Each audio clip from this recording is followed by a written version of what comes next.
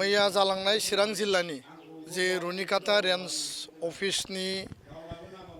मावखुलिखौ माखासे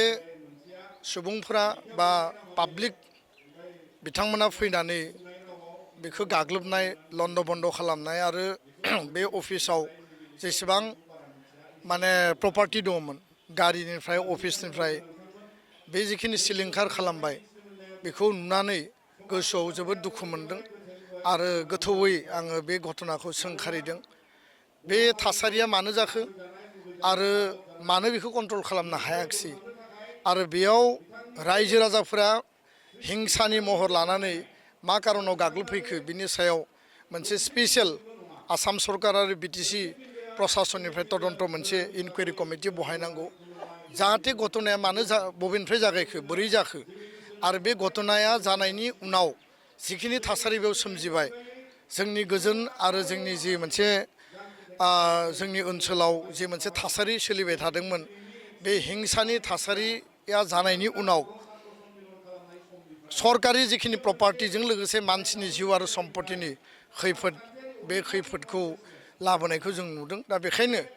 थांनाय 2020 सननि उनाव बिटिसि बिटिआर ओनसोलाव कुनु बेबायदि दाङाबाजि हिंसायारि थासारि मानसिनि जिउ आरो सम्पति खहा जानाय सरकारि सम्पति खहा जानाय जेबो थासारि जानाय जों नुनो मोनाखैमोन। किन्तु बावैसो गोदान सरकार फैनायनि उनाव बे 6 दानाव प्राय बेबायदि हिंसानि घटना मानसिनि जिउ जोबनाय जिउ गोमानाय सरकारि सम्पति थासारि बेखौ सिलिंखार खालामनाय आरो सुबुंनि जिउ आरो सम्पतिनि खहा खालामनाय थासारिखौ नुनानै बियो मोनसे सोमोनांथाव थासारि बा जाथाय होननानै आङो बुंनो सानो। बेखायनो मैयानि जि घटना बे जाहाथे पुनराबृत्ति जाया बिटिआरआव बिटिसिआव कुनु हिंसानि थासारि जाया कुनु संघात आरो कनफ्लिक्ट दाजाथों आरो बेखायनो बिनि सायाव तदन्त नांगौ आरो सोर खालामदों मारै खालामदों मानो खालामखो दायनिगिरिया सोर बिनि सायाव बिसार जानांगौ आरो बयखौबो गोजोन आरो सान्थि लाखिनो थाखाय आं खावलायदों। आरो बे बिथिङाव आथिखालनि सरकारा थारैनो रैखाथि होनायाव बा जोंनि जिबन आरो सम्पतिखौ रक्षनाबेक्षन होनायाव गोजोनखौ गोजोर खालामनायाव गोजोरै लाखिनायाव पिसखौ मेनटेन खालामनायाव बिथांमोना फेलार जादों आरो बे फेलारा मानो जादों दानि आथिखालनि सरकार सालायगिरि बिथांमोनाबो बिनि सायाव नायबिजिरनाया गोनांथि दङ। खारन रिपिटेड बेबायदि घटना जाबाय थानाया जोंनि ओनसोलाव जौगानायखौ होबथागोन ओनसोलनि इयुन थासारि इयुन जोलैनि थासारिखौ होबथागोन आरो जोंनि जे हा हु धोन सम्पतिनि जे रैखाथि बा बेखौ प्रटेक्सन होनांगौ बिनि बेलायाव बे खैफोद लाबोगोन। दा बेखायनो आथिखालनि सरकारखौ आं खावलायदों काउन्सिल सरकारखौ हाग्रामा महिलारि दैदेननाय सरकारखौ जे बिथाङा ल' एन्ड अर्डार सिटुएसन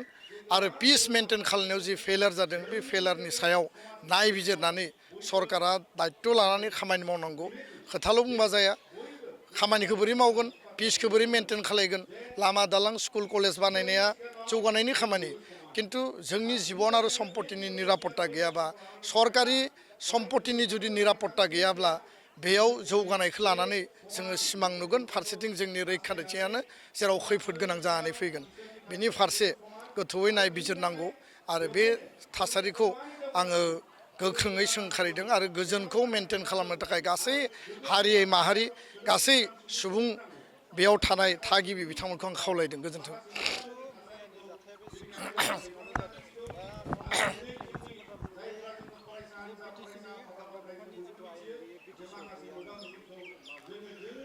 ना बिटिसिनि हाग्रा बिफाननि आयेना बिटिसिआव गैयिनि खोथा गैया। फरेस्ट डिपार्टमेन्टआ जाबाय मोनसे ट्रान्सफार्ड साबजेक्ट 2003 सनाव जि समाव हाग्रामा महिलारिया बिएलटिनि दैदेनगिरि जानानै साइन खालामदों 39टा डिपार्टमेन्ट जोंनो हरदों आरो बे 39टा डिपार्टमेन्टआव फरेस्ट आरो बे माने रिजार्भ फरेस्ट बे डिपार्टमेन्टखौ बिथांमोना होदों।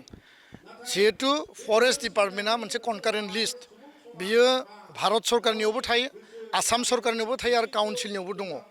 अकल अन्थाइ बालाखौ रक्षनाबेक्षन होनाय अन्थाइ बालानि टेन्डार होनायाल' फरेस्ट डिपार्टमेन्टनि दायित्व आरो कर्तब्य नङा। फरेस्टखौ कनजारभेसन खालामनांगौ फरेस्ट प्रटेक्सन होनांगौ बेयाव नेसनेल पार्क दङ रिजार्भ फरेस्ट दङ बेयाव प्रपज रिजार्भ फरेस्ट पिआरएफ दङ। दा गोदानै सिखना जोहोलाव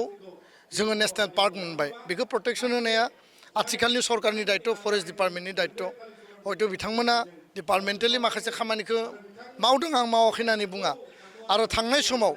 रायमना नेशनेल पार्क सिखना जोहोलाव नेशनेल पार्क मोननै नेशनेल पार्क जोङो क्रिएट खालामदोंमोन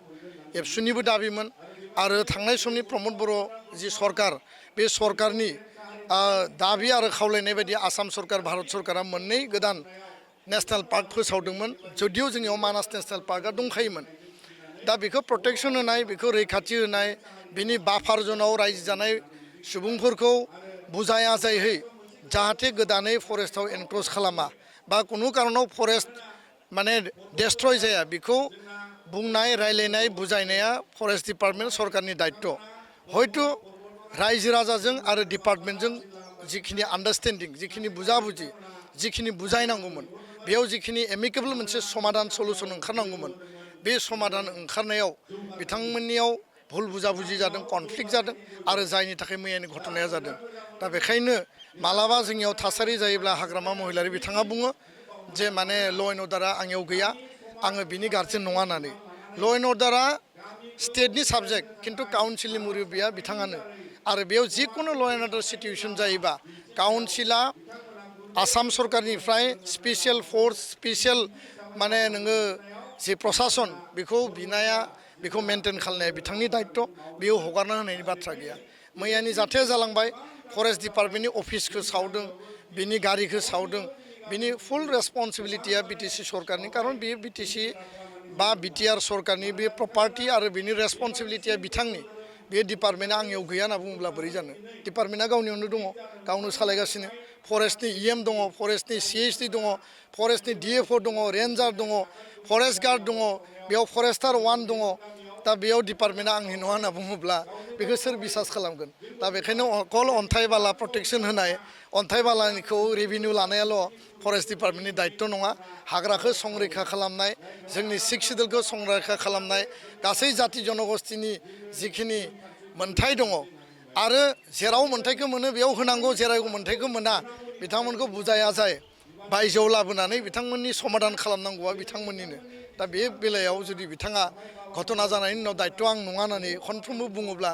बा मालिकआ सोर दा बिटिसिनि मालिकआ दा बेयावसो प्रश्नआ फैदों जे मालिकआ बिथाङानो रायजोआ बिथांनो मेन्डेट होदों 5 बोसोराव मेन्डेटनि गेजेरजों रायजो राजानो प्रटेक्सन होनांगौ सरकारखौ मोजां सालायनांगौ पिसफुलि मेनटेन खालामनांगौआ बिथांनि दायित्व आरो रिपिटेड बेबायदि इनसिडेन्ट आरो भायलेन्स जानाया जोंनि ओनसोलनि थाखाय बे मोजां साइन नङा आरो बेखौ रायजो राजाफ्रा दिनै बुजिदों जे मानो रिपिटेड घटना जादों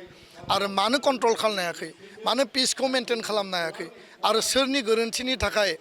बारम्बार रिपिटेड भायलेन्सआ बिटिसिआव जादों बे थारैनो दिनै थासारियाव माने नुजाबाय आरो बयबो बेखौ नुगासिनो दङ गोजोन्थों जानो हागौ बिथाङा सरकार सालायनायाव सिरियास नङा आरो जेरैबायदि मेनटेन खालामनांगौ पिस ट्रेंकुइलिटि एडमिनिस्ट्रेसन प्रशासन डिपार्टमेन्ट दा सिरियासै मावोब्ला बेखौ हायैनि जेबो बाथ्रा गैया गासैबो जाति जनगोष्ठीखौ बिसासाव लाखिनांगौ सिगाङावबो हाग्रायाव एनक्ल'ज खालायदोंमोन बुजाय आजाय बिथांमोनखौ लाबोनाय जादों आरो बेखौ लानानैबो ब्लेमसो होनाय जादोंमोन जे मालाबा इलिगेल एनक्ल'ज जादों एनक्ल'जआ जानो हागौ सिगाङावबो जादों दाबो खालामनो हागौ खिन्थु फरेस्ट राइट एक्ट दङ जेराव हानि अधिकार मोनगोन बेयाव मोननांगोन आरो जेराव हानि अधिकारखौ मोना नेशनेल पार्क बा रिजार्भ फरेस्ट बा जेराव माने नोङो वाइल्ड लाइफ सेन्चुरि बेयाव जिहेतु हानि अधिकारखौ मोना बे अधिकारखौ मोनाब्ला गोदानै हाबनाय मानसिफोरखौ बुजायनानै बहाबा रिसेटल खालामनो हायो नामा रिलकेट खालामनो हायो नामा बिनि मेकानिजम दिहुननांगौ दा बेखायनो सिरियास सरकार सालायनायखौ जों नुवाखै आरो सिरियास सरकार सालायैनि थाखायनो दिनै बेबायदि घटनाया रिपिटेड इनसिडेन्टआ जादों आरो बेखौसो जोङो नुदों गोजोन्थों